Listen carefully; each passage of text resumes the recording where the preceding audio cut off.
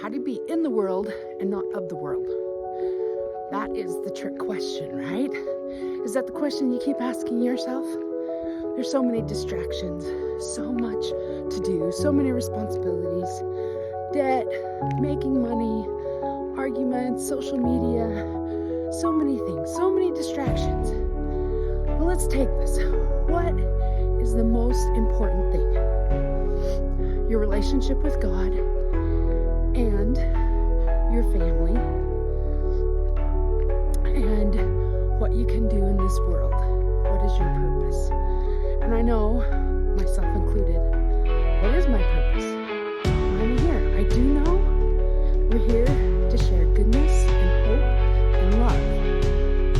If we keep it to the basics, we can stay on track, I think. That's what I'm doing.